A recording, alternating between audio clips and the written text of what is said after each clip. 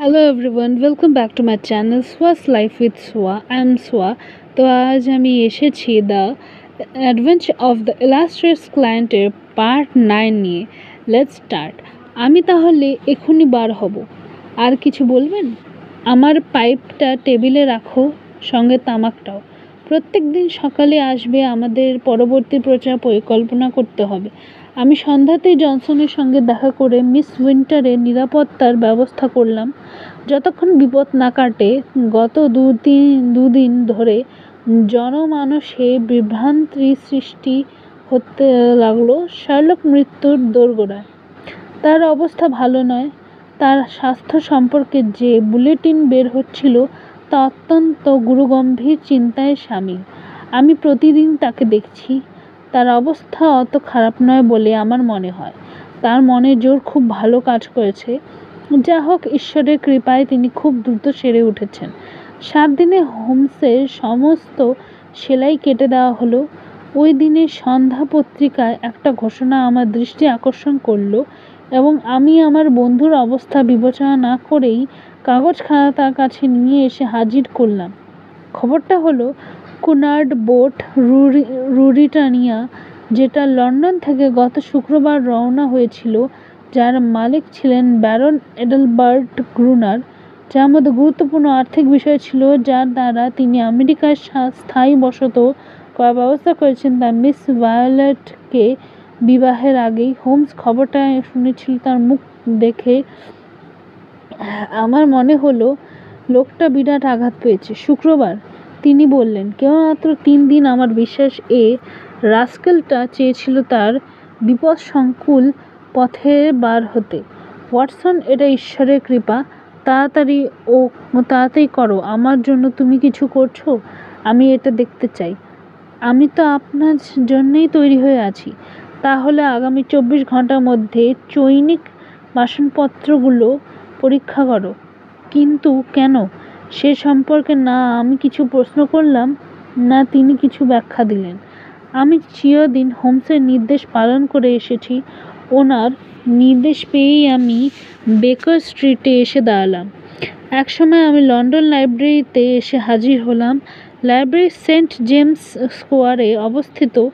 আমি বিষয়টা বন্ধু লেম্যানকে জানালাম। সহকারী লাইব্রেরিয়ান আমার হাতে একখানা মোটা বই ধরিয়ে দিয়ে গেলেন।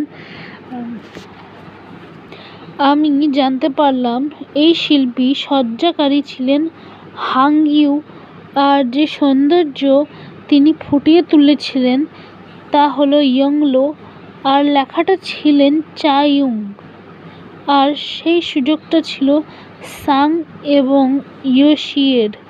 পরের দিন সন্ধ্যায় আমি এই সমস্ত তথ্য নিয়ে হোমসের কাছে হাজির হলাম। তিনি তখন বিছানা ছেড়েছেন, তবে এসব এখনো কাগজে লেখালেখি হয়নি।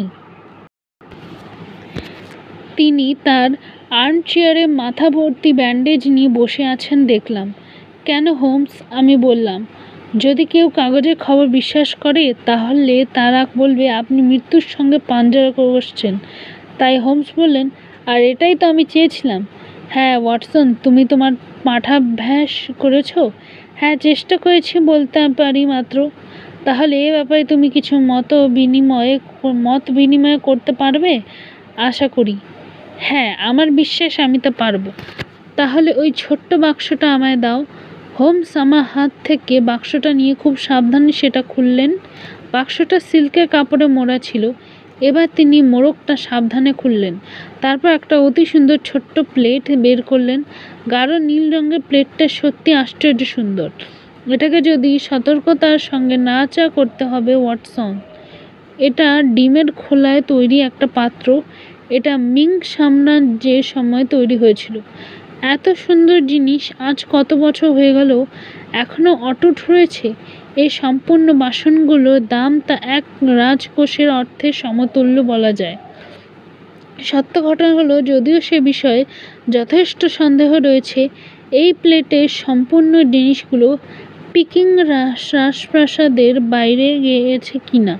এই প্লেট দেখলে যে কেউ এটা পাবার জন্য পাগল হয়ে উঠবে। আমি এখন এটা নিয়ে কি করব? হোমস আমার হাতে একখানা কার্ড দিলেন।